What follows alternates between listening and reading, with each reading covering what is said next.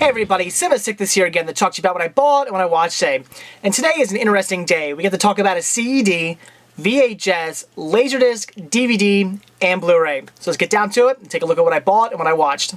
This morning I was woken up by a text message from a lady I know who works at one of my local thrift stores. As I said many a times to you, it's really good to get in with your local thrift stores and your local pawn shops. Get to know the people who work there, get to know the owners. The more you do that, the more likely you are to get first dibs on great deals. This lady tends to contact me all the time, anytime she gets in like a big shipment of VHS tapes, or for instance, about a couple months ago, she got in a whole bunch of CDs. I got first dibs on them. So anytime she gets something like that in, she gives me a call. So this morning, she called me up, let me know she had a CD and a couple of VHS tapes she wanted me to look at, and here's what she had. So the first time I picked up was Betrayal on CED. Best thing about this, never released to DVD, so to have this on CD, pretty cool. I would definitely like to get a VHS copy eventually, but for now, having it on CDs, awesome. Unfortunately, I cannot watch it. I don't have a CD player yet. I expect to get one hopefully this summer, but still very cool to have this because like I said, never released a DVD here in the States at least, so definitely looking forward to checking this one out eventually. Then I picked up 4 VHS tapes, brand new, never opened. These look really cool. Definitely want to pick these up, and that is Superstars of Action. We got Sylvester Stallone, Paul Newman, Steve McQueen, and Eddie Murphy, who I don't necessarily consider Eddie Murphy an action star per se, but still pretty cool. So I'm definitely looking forward to checking these out. I looked these up on Amazon. Apparently there was a whole series of these put out. Definitely going to try and get some more of these. I love all the actors I just mentioned. These look awesome. From what I can tell in the back here, it looks like just interviews, clips from some of their action movies, some behind the scenes stuff. Basically, you know, your typical, what you would typically expect from a VHS tape like this. So very cool. Definitely looking forward to checking these out.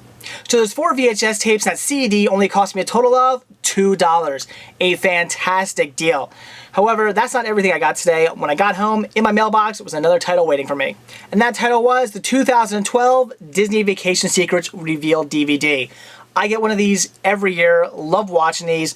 They're not nearly as good as the Disney Vacation Planning Guides. Those are great. I would highly recommend those, but these are interesting. These talk about not only the Disney parks, but other vacation destinations that Disney has.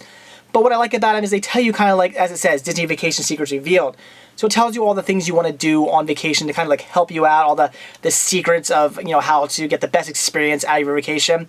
I definitely recommend picking these up. They're absolutely free from the Disney Vacation Club website. It's, you know, for free DVD. That's actually pretty fun to watch. Again, not as good as the Disney Vacation Guides. Those I absolutely love. I watch those all the time. I can't get enough of them. But these are pretty good, and it's absolutely free. So that's it for what I bought today. So now it's what I watched. The first time I checked out was Time Bandits on the good old Laserdisc.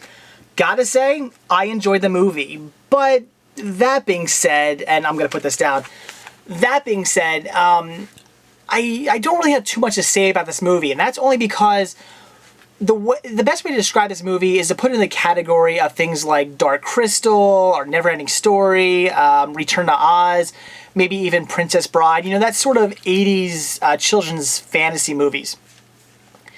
And when it comes to movies like that, I like them. I enjoy them. I think they're good movies. But in the end, I'm not some huge fan of those movies. Like, I know things like Dark Crystal and Never-Ending Story and stuff like that. There are people who are just die-hard fans of those movies. I know those movies are extremely popular. Everybody seems to love those movies. And me, I like them. I think, again, I think they're good movies. I have nothing wrong with them. I watch them. I like them. I enjoy them. But in the end, I'm not some huge fan of them. I'm just kind of like, you know, they're okay. Just, you know, that whole 80s, you know, fantasy film thing. It's just, you know, it's good, but it's not what I'm really, really into. So in the end, I don't necessarily have too much to say about this film just because I watched it, I thought, yeah, it's good, but, you know, it wasn't anything special to me. You know, it's like movies like, you know, Never-Ending Story and Dark Crystal and stuff like that. If you like those movies, you'll enjoy this. It's got, you know, a little bit of comedy, but it's, you know, very, you know, it takes place in a big fantasy sort of world, fantasy sort of setting. Although in this one they do time travel, so they go back to, you know, real times, but it still has that very fantasy sort of feel to it, and they do end up going to kind of like a fantasy sort of world at the end. You know, so it's got, you know, like I said, it's got, you know, like fantasy. It's got, even this one even has sci-fi, so, you know, it's a little bit of sci-fi going on too. It's like comedy, sci-fi, fantasy. It's definitely kind of has that whole like, I notice movies like this, the 80s, like basically children's 80s like fantasy films. they have a very sort of dark feel to them. Just kind of a creepy sort of feel to the movies for some weird reason. And this one definitely has those moments. So all in all, I gotta say, if you like films, again, like Dark Crystal and Neverending Story and Return to Oz and stuff like that, if you like those movies, you'll probably get a kick out of this. I know this movie is, a lot of people really like this movie, so I am sure most of you have probably seen it, especially if you're into, those types of films. I'm sure you've seen this movie. This is I think my second time seeing this film. I saw this when I was really young, so I really didn't remember much about it. I was basically going into it brand new. And like I said, I did like it. I didn't think it was, I thought it was a good movie, and I would definitely recommend it if you're into 80s fantasy movies. Then you're definitely going to want to check it out. But in the end, I didn't think it was necessarily anything special. Just thought it was a decent watch. I enjoyed it. Gotta say though, stealing the movie, John Cleese. He's only in the movie for maybe 5 minutes, not even. He plays Robin Hood, and like I said, he's not even in the movie for 5 minutes, probably less than that.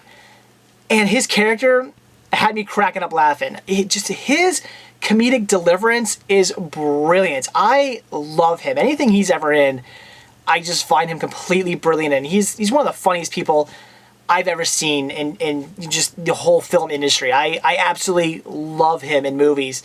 I was a big Monty Python fan, so I just love him. And in this, he is hilarious as Robin Hood. His delivery of his lines are just great. So for nothing less, I would say check it out just for him. I mean, you'll love his theme. So all in all, I gotta say it was decent. I did enjoy it, but in the end, I didn't think it was necessarily anything special. Just a fun 80s fantasy movie that's definitely worth checking out. Again, if you like stuff like, as I said, Dark Crystal, Neverending Story, Return to Oz, if you like movies like that, you're definitely going to check it out. And the last title I watched today was Cider House Rules. This I really enjoyed. I thought this was great. I don't know why I put off seeing this one for so long. I had it on VHS for a little while, never bothered to watch it, even though I had heard really good things. I mean, it says right here, 7 Academy Award nominations, so that alone should probably tell you it's a good movie. But for whatever reason, I just kept putting it off. So I finally decided tonight, sit down, check this one out. And again, I absolutely loved it. I thought it was a great drama. It definitely touches on some hot topic issues with, especially abortion. This movie features, a lot of discussion about abortion and kind of, is it right, is it wrong, and if it is right, when is it right? I really like that. I like that Tobey Maguire's character in this movie. He works for a doctor played by Michael Caine, and he's in an orphanage. I'm trying to give too much away, but I guess maybe spoilers here. He's actually in an orphanage, and Michael Caine kind of takes him in as his own son, sort of. They have this weird relationship. It's like a father-son relationship, but they never really say, they never really tell each other how they necessarily 100% feel. They never really say necessarily I love you, or I see you as my son, I see you as my dad. They never really say that. So they sort of have a weird relationship where they both look at each other as, father, son, but they never really say it. So Tobey Maguire's kind of working under him. Again, Michael Caine's a doctor, and he performs abortions and also deliveries for mothers who, want to have their baby, but then just want to put it in the orphanage. So Tobey Maguire's not really okay with the whole idea of abortions. He basically, he kind of has the feeling of, they're wrong. People should, know better than to get pregnant. They don't want to have a baby, don't get pregnant, which I completely agree with. As far as abortion goes, I don't know necessarily how I feel about abortion. I sort of have some mixed feelings. It's, I'm not really for it, but at certain times I'm not necessarily against it, and I'll kind of get into that more. So Tobey Maguire, again, he's sort of against the whole idea of it, and Michael Caine sort of says, well, and he points this out in the movie, because a lady comes in and she's all basically messed up down there, and what ends up happening is she ended up going to some other guy to get an abortion, and he hacked her up. So basically Michael Caine says, look, if they don't come here, they're going to go to some hack job and get all messed up, so they might as well just come here, have it done right, and go home, not all mangled up downstairs. That's sort of his kind of take on it. He doesn't necessarily see it as necessarily a bad thing. So what ends up happening is Tobey Maguire, he ends up leaving. He basically wants to get out of the orphanage. He doesn't want to be stuck there. He doesn't necessarily want to become a doctor, because Michael Caine's kind of pushing him to be, kind of take over for him eventually. And he doesn't really necessarily want that. He wants to kind of experience life, go out, experience the world basically, sort of. So he ends up leaving, ends up working for this apple farm. He ends up leaving with Charlize Theron and Paul Rudd, I believe that's who it was. She ends up leaving with them because they come to have an abortion, and he ends up going off with them. Paul Rudd's family has an apple orchard. He's in the army though, and Charlize Theron, her father, catches lobsters. So he ends up working on the apple farm. He ends up shacking up with there's some people who work on the farm. They come, I guess, during the summer. They're all black, so he ends up sleeping with them. Which, you know, they kind of make it like sort of like, what? Like you're gonna work and sleep with with all the black guys, and he's kind of like, what? You know, Tobey Maguire's like, whatever, I don't care. Like, I like that about him. I like that he wasn't weirded out by that at all. Everybody else kind of was like, really? You're gonna work under these guys? You're gonna sleep with them, live with them? And he's just like, yeah, they're just people. So I thought that was really cool of him to kind of have that, to kind of see it that way.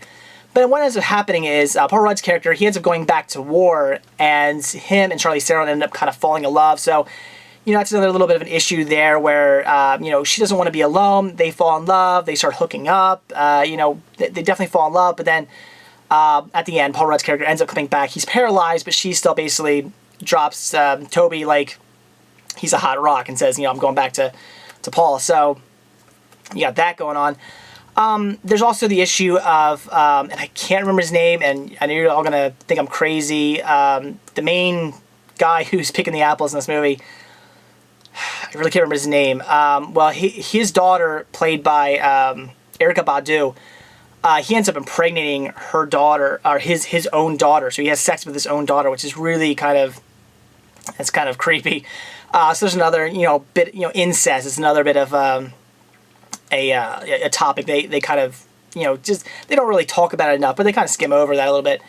But what I liked is, even though Tobey Maguire is very much against abortion, he kind of says, well, he ends up performing an abortion on her because he realizes that, abortions, shouldn't be done as birth control basically, but I guess in the right circumstances, in the case of incest, okay, I mean, come on, the baby's probably going to come out, pretty messed up, and, it's an incest baby, so in this case, he kind of realizes, I can help out here. I can perform this operation.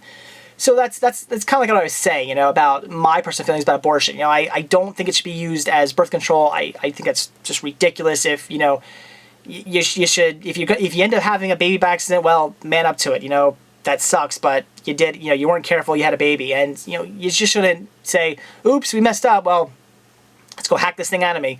But in the case of maybe like rape or incest or something like that, or maybe the baby, has like I want to see maybe the baby has like a defect or something horrible like that. You know what I mean? Like, then maybe it's okay. I don't know. I'm not really quite sure how I feel about the subject. I'd really think about it. But I do like the fact that they touch on that and say basically that, Tobey Maguire's character is pretty much against abortion, but then goes, well, in this case, I guess it's all right. I'll perform the abortion. So I thought that was pretty cool. So in the end, I thought it was a really good movie. I just thought it was a great drama. I'd say the only thing missing from it, though, is like a tear-jerking moment. I really expected, sort of one of those, in dramas like this, I tend to get those moments where you get like choked up a bit.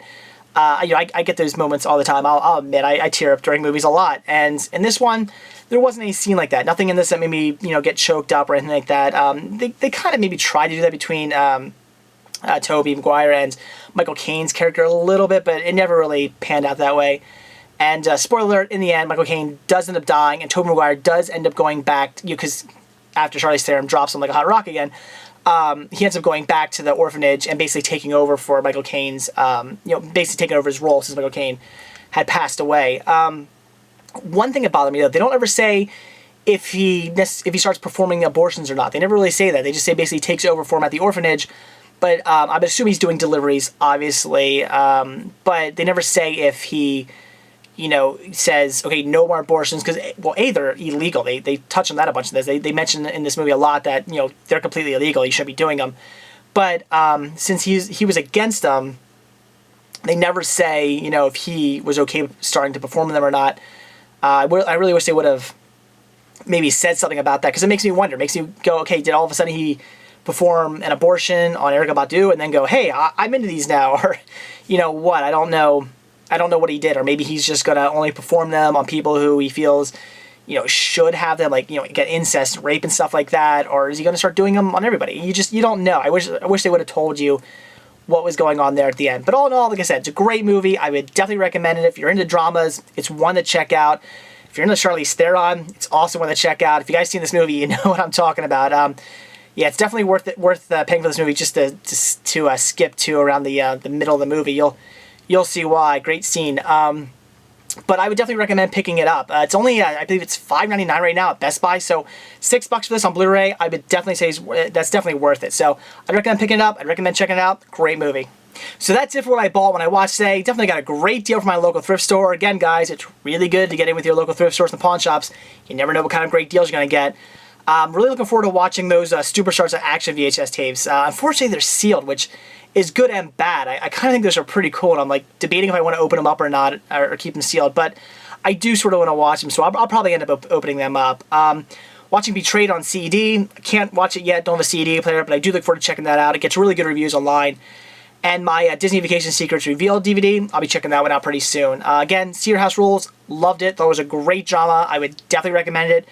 And Time Bandits, I liked it as well. Again, I'm not, it's not necessarily my thing. I mean, I do like those 80s fantasy movies. I think they're great. I really enjoy them. But in the end, I'm not like some diehard fan of them. So if you haven't seen it, I'm sure most of you have, but if you haven't seen it, and again, you like movies like Neverending Story and Dark Crystal and Return to Oz and stuff like that, yeah, definitely check it out. You'll enjoy it.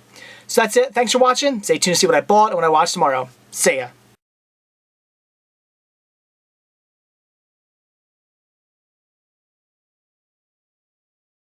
So it's really good to just get in as good as you can with your local thrift stores and your pawn shops. You might get some amazing deals.